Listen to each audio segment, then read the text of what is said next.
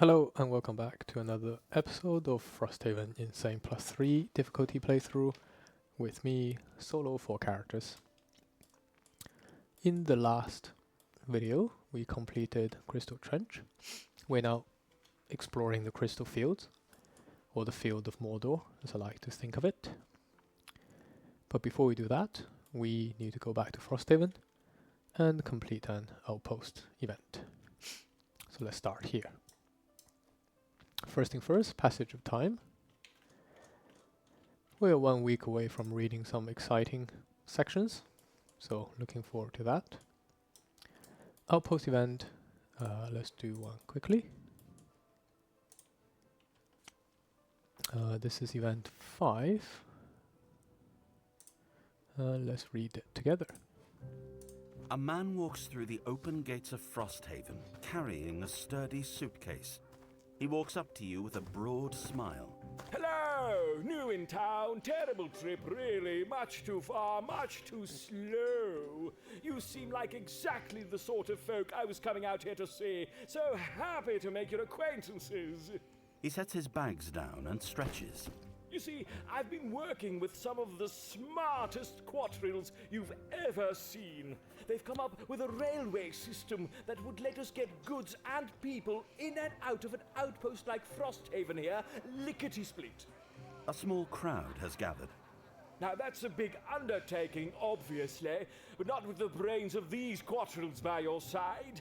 I expect this rail line to be up and running by next summer. Now, I'm so confident, in fact, that I'm offering discounted tickets on the rails if you purchase them today. The ticket is guaranteed or your money back. But there's no guarantee there'll be enough tickets for everyone if you don't get them today. Option A. Purchase a ticket for the future rail line. Option B. Quatrails or not, there's no way this guy will get a railway to Frosthaven. I don't think Blinkblade is very amused by the insult there. Looks like we could potentially pay for a rail line. We do have plenty of gold, and it's not like we have any other outlet for gold.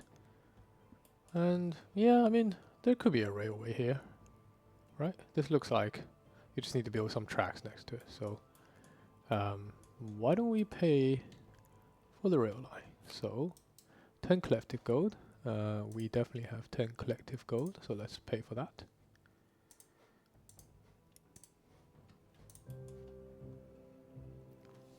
A. You hand over some coin for the ticket, which is a colourful piece of paper with beautiful embossing.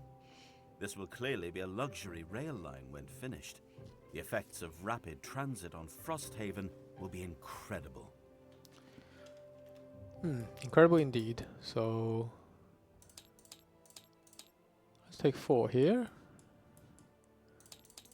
Maybe 4 there. And 2 here. That's 10 collective gold. And what do we get? 1 morale. Wow, we almost read 126.1. That would have been fun, I'm not gonna lie.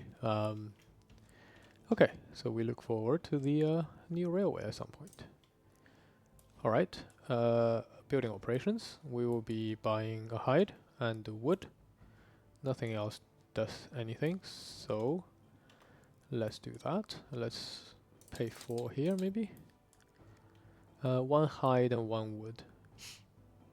Don't think it particularly matters, so let's just chuck it on Drifter for now. Okay. Next thing to do is downtime, and I think we did say in the last video that Drifter is gonna level up. Indeed. Level 4 is fine here, so I think in my previous video I talked about the scenario level. Drifter leveling up here won't change scenario level. This will just go to 3.25. So it's a good leveling up without triggering more difficult fights.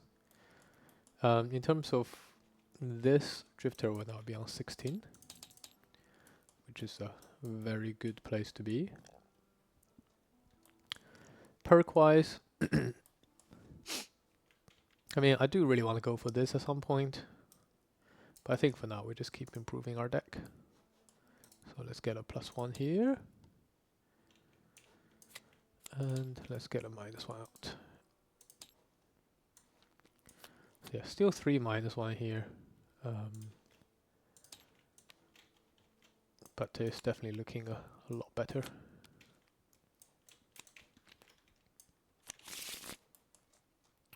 We have one more chance of improving it, and then we can think about taking some of the other ones. Cards. I think of the level 4 cards, Gift of the Prey is very good if you're playing a ranged drifter. It's basically attack 4, range 4, and then with bloodletting ability, which is quite good. But we're melee. We're going to be using Chunk of Flesh here. Attack 4, heal 2, and rewind a token. We can even use the bottom half for the extra shielding if we wanted to. So yeah, I'll be taking a Chunk of Flesh here. I don't think there's any reason to do anything else. I think my standard loadout, I will probably either take out Unbreakable, and we just use the bottom half of our Chunk of Flesh, or I may take out Sustain Momentum. I think maybe for standard we take out Sustain Momentum. I quite like the top half of Chunk of Flesh, so I'll probably still keep Unbreakable as my basic shield, although clearly the bottom half this is much better. Okay, I think that's leveling up done. So let's go to crafting. Before we do that, let's set aside material. We're still on prosperity 1. 2 more to get to 2. So what do we want to build here? I don't want to build any of this stuff yet, so probably let's just keep on improving our town here. We could upgrade Alchemist, but as you can see we don't have a lot of herbs. So I think a 2 herb Alchemist is still fine. So let's just get mining camp. So it's 4, 2, 1, 10. Or maybe 1 here. 1 here. Maybe both here. So that's 4 wood. Metal. Who has a lot of metal? Oops. I think maybe we just take out of here. And then 1 hide. Let's just take it all from Deathwalker. And then 10 gold. Maybe like 1, 2, 3, 4 here, and then 6 here. Okay, so remember to build the mining camp. Yeah, 4, 2, 1, 10. Yeah, perfect. Alright, rest of the crafting. So we do have arrowvine axe nut here, so let's brew a potion here. I don't think we'll have any other herbs or anyone, so yeah. Arrowvine, which is here, and axe nuts here. So yeah, power potion, which during your turn add +1 attack to all your attacks. It's perfect for either Bannerspear or Deathwalker. Bannerspear probably has more of an AoE attack with the formational cards, but we're probably not going to be using too much of that. I would just give it to Deathwalker. There is a little bit of controversy around Power Potion. A lot of people think it is overpowered, because unlike Spyglass, which says during your attack ability you get advantage on 1 attack, this says during your turn add +1 attack to all your attacks. Which means that if you're doing like multiple attacks in 1 round, you know, someone like Blinkblade could do that, right? Top half cascading reaction plus bottom of make it count would be 3 attacks, and this will give you +3 damage, which, you know, doesn't sound like it's a lot, but there are certainly characters in Frosthaven that can really abuse the power potion. So a lot of people do nerf it to make it during your turn you add +1 damage to a 1 attack ability rather than all your attacks. But we're just going to be playing by the base Frosthaven rule here. And just stick with it. Alright, rest of the crafting. Let's see what we have. We did upgrade the workshop last time, so this should be quite exciting. Let's drag it all the way down here, as usual. And let's see what we have. I think I did talk about heavy sword, which is here. So we'll definitely be getting a heavy sword for our Blinkblade here. So it's 1 metal and 1 hide. So yeah, heavy sword is a +1 attack. So it's like a mini power potion for melee attack. For 1 attack. So not your attack ability, not your turn, just 1 attack. But it's pretty good. It's pretty good. So we'll get that.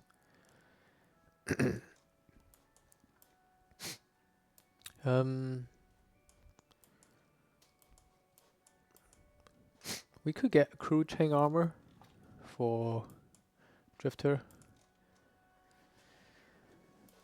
One might argue if it's better than what we currently have. So maybe not. I think we'll probably upgrade the shield. I think that's a no-brainer. So yeah, reinforced shield allows you to ignore negative condition once per long rest, whereas this is once per scenario. And it needs item 10, which is this item here, plus the wood. So yeah, items do form part of the crafting material, which is quite cool. So let's get that. Is there anything else? I mean, dancing slippers would be good, but we don't have herbs. So maybe we'll get a heavy sword as well for Drifter. Why not? So for scenarios where you don't want to use a spear, we can use this plus the 2 shields. Not a bad idea. 1 metal and 1 hide. Yeah, I mean, I would really love to get dancing slippers for our team, especially to replace flexible slippers. But yeah, like I said, sadly we do not have the herbs. Simple charm is also a good alternative, removing -1. So, like for someone like Bannerspear, taking out the last -1 could be good. It also means you probably get to your +1 disarm cards like much faster. It's not a bad shout, but I do really like the spyglass. The fact that you can guarantee a hit. Although probably arguably over a longer period of time, simple charm is better. There's also a good reason maybe to take out the leather armor here now.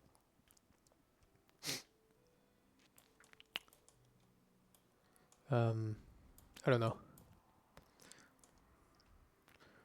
Like, do I want hide armor now? We do have 2 hides. 2 ability to deflect could be useful.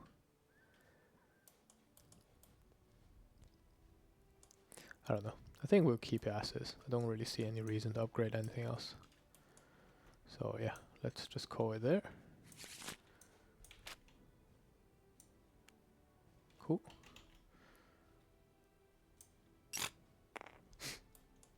Okay, so that's it for downtime, and then construction we get mining camp. And we get 1 prosperity alongside of it.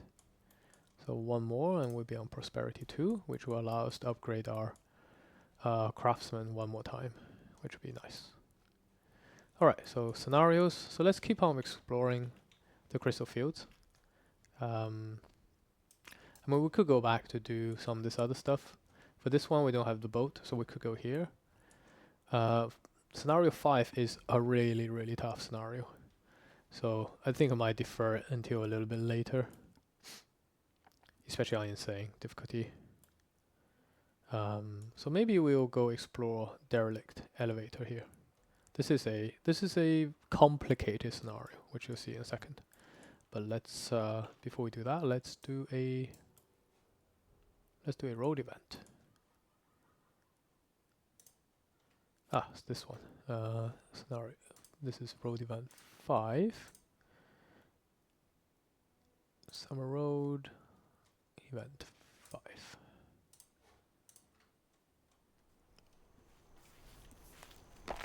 Suddenly, the ground gives way underneath you, and you plunge into a dark pit. You'll need to find a way out. Set the card on the table. Players may no longer communicate in any way. Once you have selected a route, raise your hand. When all players' hands are raised, each player simultaneously says their chosen route's letter aloud. Then, flip this card. Yeah, so it's a little children's maids. I I don't think I've ever seen anybody get this wrong when I've played with other people. You basically have to choose a route to the exit. So, as with Old Children's Maze, you just start from the exit and you work backwards. It's probably the simplest thing to do. We go up this way, then we go around this bend, we go down here, go here, so it's route C, go up here, and then you're to the start. Yeah, so it's very easy to find the exit. The only alternative really is to go find the chest, and which is also a dead end. So you can probably guess already that getting the chest is a benefit, but getting a dead end probably means a negative result. So we'll play it safe. We're not insane. We want to play conservatively. We'll just take route C to the exit here. There we go. Route C.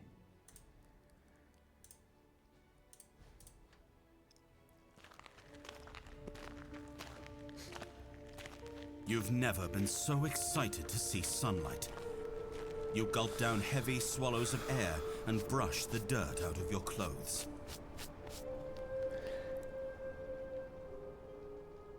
So yeah, as you can see, had we won for the chest, we would have got 15 gold, which is not that much, to be honest. But we'll start the next scenario discarding 2 cards, which is not the result we would want. So, great. Dug ourselves out of the hole. And now I think we're ready for the next scenario. Right. Game setup. So yeah, Derelict elevator. I think it's a fun scenario. I know some people don't like this scenario because of how complex it is.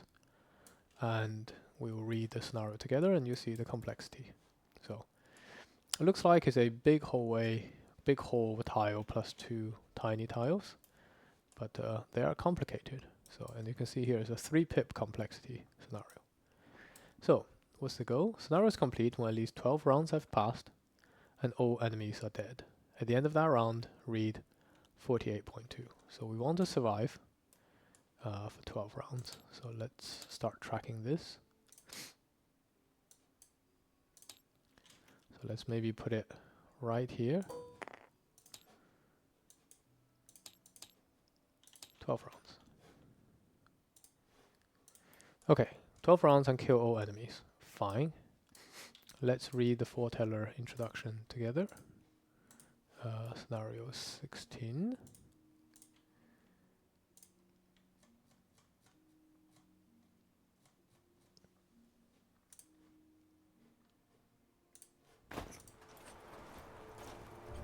Tall, evil-looking spires are one thing, but you're more curious about the squat structure that sits all alone in this forest of icy obelisks. The structure has been coated, like everything else in this part of the world, in a thick, rock-hard layer of ice. Beneath that, however, the walls appear to be made of some kind of dark metal, though there's no way to be certain without breaking through. So, not having any better option, you get to work on the door.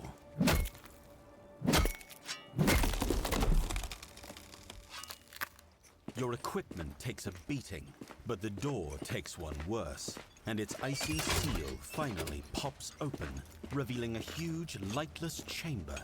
Inside, long rows of bizarre, ruined machines stand amid heaps of soot and broken glass.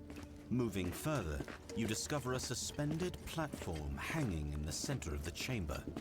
It's an elevator, a circular metal disc waiting above a deep, not at all ominous shaft. And next to it, you find a panel lined with long unused buttons and levers. You press a couple of the buttons, expecting no response. But to your surprise, a string of strange yellow lamps illuminate the shaft below, and the platform shudders. You don't want to miss a free ride, so you jump aboard just as the metal disc starts to descend. You feel good, all things considered. You've conquered this with your muscle and wit, and you take a moment to bask in your own ingenuity. The strangeness of this place was no match for you, and yet, somehow, it keeps getting stranger. Strange, like how the lights in the shaft seem to all be turning red. And strange, too, how an alarm seems to be howling from somewhere below. And far stranger still is the way several panels in the walls around you are opening up to reveal large, rather unpleasant-looking firearms that seem to be pointing directly at you. Very strange indeed. Yeah, scenario 16, Stranger Things. I do like foretellers of firearm arming sound, whereas in reality, the firearms presumably are these cannons. And these guys definitely don't have guns, so that gun loading sound is an interesting sound effect. So let's look at the rules. Special rules. Tile 1B, aka this top tile. So the top tile is a fixed platform. That tile 15D, aka the middle tile, is descending past. So we are on an elevator going down towards this platform. Place 2 damage tokens to the right of tile 1B to indicate it is currently 2 floors below the one we're on. At the end of each round, we descend 1 floor towards this tile, and we remove 1 damage token to track it. If there are no damage token there, we place 1 damage token to the left of this top tile to indicate the number of floors that is now above us. So we're basically going down. If at the end of any round, a 3rd damage token would be placed on the left of tile 1B, this tile is removed from the map. So this is a lot of waffle. I wish they had written this a little bit better. I know in early access, in early testing, the height of your tile relative to this tile made a difference, which is probably why it was written like this. But since that rule was removed, it would have been infinitely easier if this bit was simplified to reflect it. But essentially, this is all this really saying is, I'm going to put a tracker here to track it.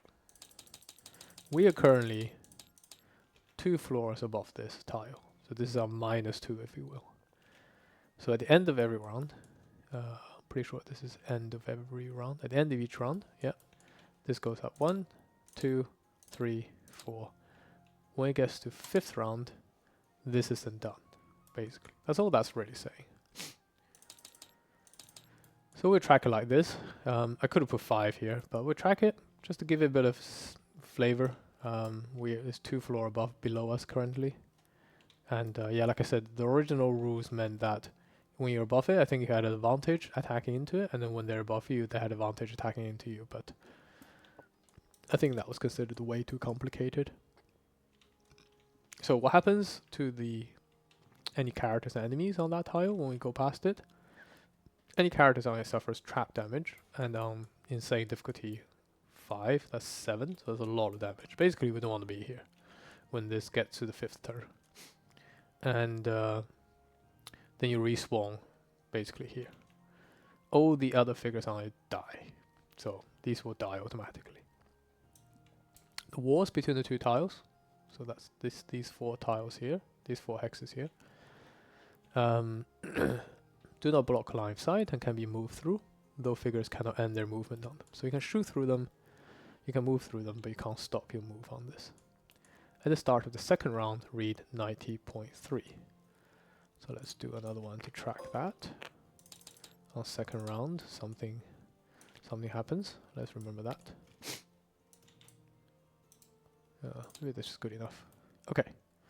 I'm pretty sure these used to be levers to spawn certain things as the round progressed, but looks like the current version of the mod is not active for some reason. But that's okay. We can track that ourselves. Okay, so yeah, that's the special rules, which is what makes it complex. In terms of loot, no hide here.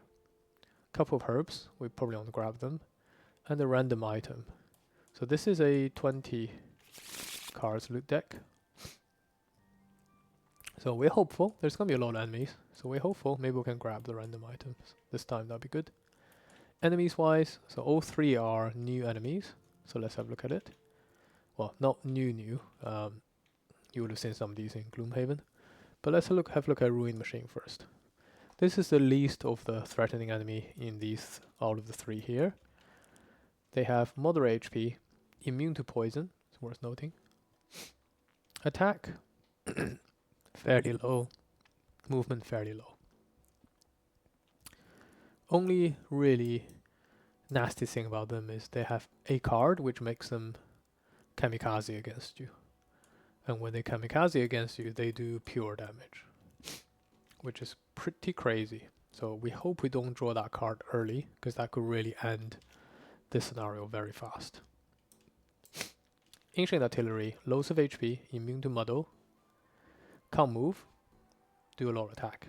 So these guys, if you haven't seen them before, if from Gloomhaven, they typically have a range of 5, which basically means this bit is their shot range. Given after 5 turns this will disappear, what we really want to do here is just to go behind this line, moving south. Yeah, so 5 range is their typical hit. They can sometimes hit here, but basically as long as you're in this area, they can't even hit you, which is kind of what you want. And that'll be our strategy here. The Flaming Blade Spinner is the most dangerous of the lot. They have Retaliate, and remember we do have to kill these. Immune to wound, move okay, but the most important thing is they attack hard and they have multi-target attacks. So yeah, we'll be needing to immobilize these to stop these things from wreaking havoc in our group. Okay, so let's have a look at the cards. What's our battle goal? Egoist, Plebeian, or Cleaner? Probably Egoist. Collecting more loot than everybody else with Flexible Slipper. Sounds like an okay task. In terms of cards, Push will be helpful against the Retaliate later, and the mass of enemies here. Probably be dropping a Rallying Cry banner here right away. This is a 12 turn or 12 round game, so the banners, especially with a small room, the banner's probably quite helpful. It is going to be difficult to try to keep this alive, but we'll give our best shot. I don't think regroup is too helpful here. We probably don't have a lot of chance to heal. We'll be taking Incendiary Throw here. The mass AoE with wound is quite helpful. Definitely want to be taking Pinning Charge here. So maybe we draw up Resolve Courage, I wonder. Pinning Charge is helpful for the Immobilize. Maybe we draw up Set for the charge here. We probably won't be doing too much movement.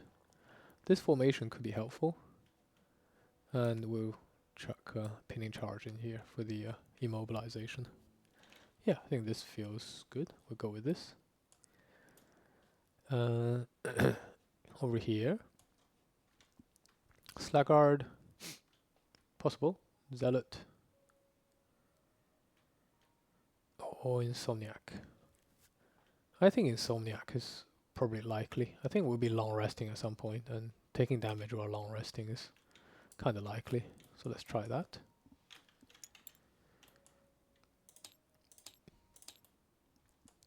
Card wise, I think we'll have a decision to make here. Do we want to do our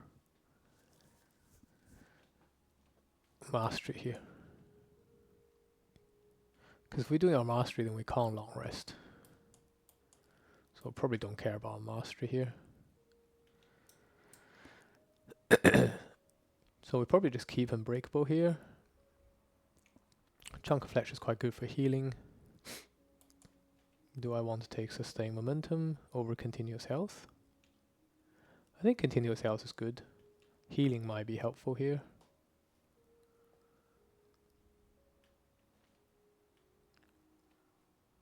Rewinding is also kind of good. Just questionable whether I'll have enough time to do all the healing. Although I really like the ability to just top up ourselves using an Amulet of Life combined with this in any given turn. Probably keep it. Move 4 is good. Yeah, I can't really imagine not taking anything else here. Maybe it's worthwhile taking out Unbreakable for sustained momentum, but I don't know. I think this is probably fine. Yeah, let's just try to get Insomniac with this setup. I think I'm okay with this. Although, what was our other two? Was Zealot or Sluggard, wasn't it?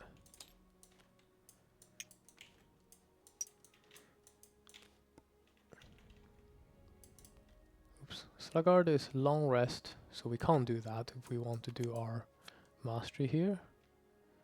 What Zealot? 3 or fewer total cards in your hand. Maybe we try Zealot and we'll try for our mastery here. It's not that bad, is it? Right? If that's the case, I can maybe run a little bit of risk here.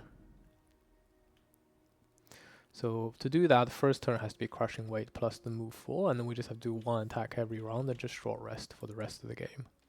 That's kind of the idea. If we're short resting, then maybe Continuous Health is not that important. And we want to take Sustained Momentum to get more attack going.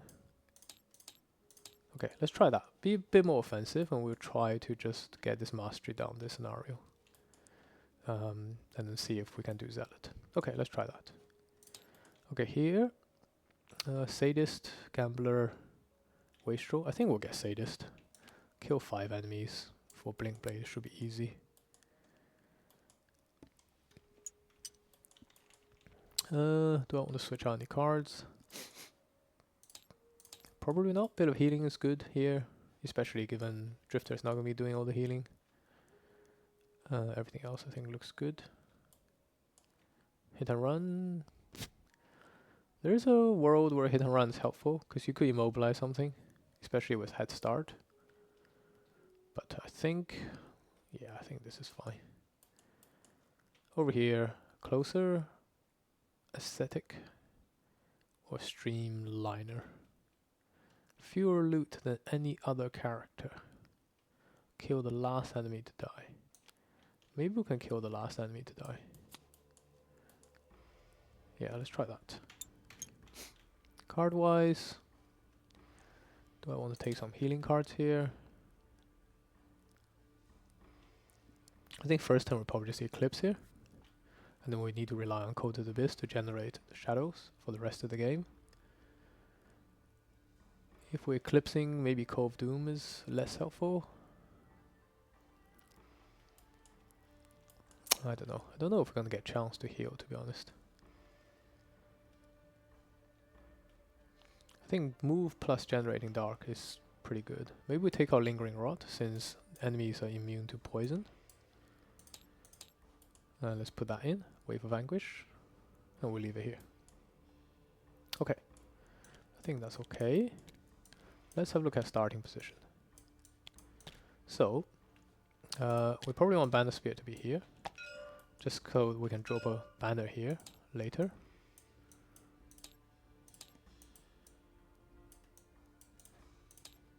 Probably Blinkblade will go here. Deathwalker will go here. And then Drifter can move 4 out of the way immediately. So yeah, I think something like this feels good.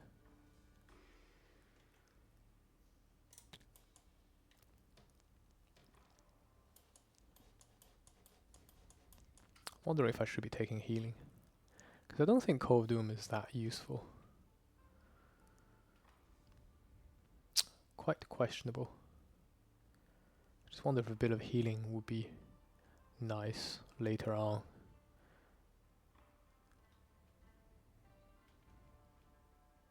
Don't know. Let's leave it like this. Okay, so I think this will be our setup, and as usual I'll cut here and we'll go to the next video. Thanks very much.